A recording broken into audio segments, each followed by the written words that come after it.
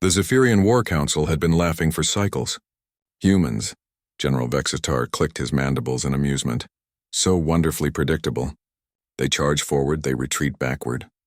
They follow their precious rules of engagement like religious doctrine.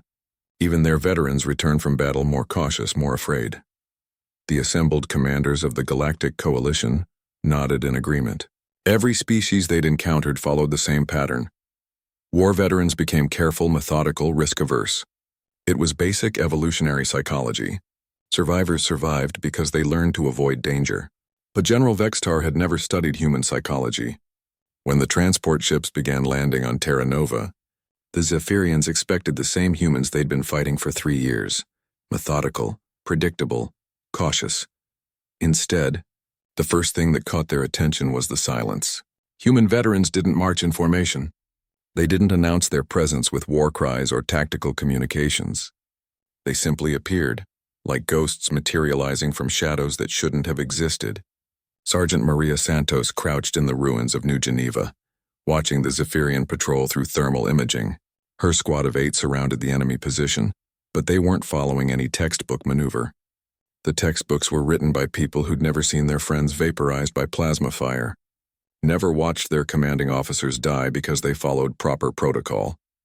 "Remember," she whispered into her comm, "they think we're going to do what makes sense." That was the human secret weapon, controlled insanity. The Zephyrians had studied human military doctrine extensively. Flanking maneuvers, supply line attacks, defensive formations, all perfectly logical and therefore perfectly predictable. But human veterans had learned something in those 3 years of losing battles. Logic was a luxury they couldn't afford. Private Chen emerged from a sewer grate directly beneath the Zephyrian command post. Military doctrine said infiltrating through waste systems was unsanitary and inefficient. Military doctrine hadn't watched an entire company get slaughtered because they used the proper entry point. The first Zephyrian died before realizing humans could hold their breath underwater for the 2 minutes it took to swim through flooded maintenance tunnels. The second died wondering why a human would carry explosive charges into such close quarters, guaranteeing mutual destruction.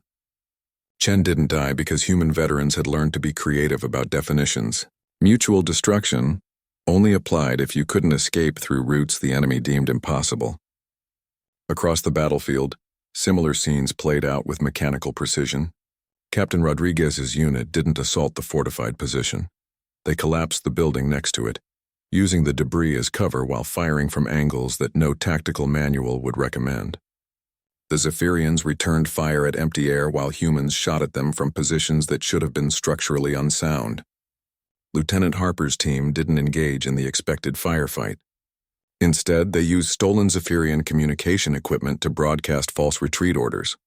When confused alien soldiers began withdrawing, the humans struck from positions they'd occupied for 6 hours without moving, turning their opponent's confusion into a rout. But the masterstroke came from Colonel James Wright. The Zephyrians expected him to coordinate a standard counteroffensive, multiple fronts, synchronized timing, clear objectives. Instead, Wright implemented something he called chaos theory warfare. Every human unit received different orders, attacked different targets, at completely random intervals. The enemy's predictive algorithms designed to anticipate human military logic crashed trying to process the data. There was no pattern because there was no pattern. Wright had weaponized unpredictability itself. "Sir," his aide reported, "the Zephyrians are requesting emergency reinforcements. Their field commanders are reporting impossible tactical scenarios." Wright smiled grimly. They wanted predictable humans. They got humans who've learned that surviving means throwing away the playbook. The breakthrough came when Sergeant Santos's unit encountered a Zephyrian general, trapped in what should have been an impregnable bunker. The alien's 4 eyes widened in genuine terror, as humans appeared from directions that violated every assumption about human behavior. "You're supposed to be cautious," the general chittered. "Veterans are supposed to be careful." Santos removed her helmet, revealing scars from plasma burns and eyes that had seen too much. "You're right, General. We are careful, very careful. We're so careful that we've calculated the exact amount of crazy it takes to stay alive." She gestured to her squad, each soldier positioned in ways that defied tactical logic, but created perfect overlapping fields of fire. "We've learned that following the rules gets you killed. So we wrote new ones. The general's translator struggled with her next words. Rule 1. If the enemy expects it, don't do it. Rule 2. If it seems impossible, try it anyway. Rule 3. The best way to survive is to make sure your enemy can't predict how you'll try to survive. Within 6 months, human veterans had revolutionized warfare across the galaxy.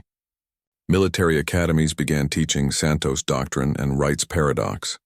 The Zephyrians, faced with an enemy that had learned to be systematically unpredictable, sued for peace.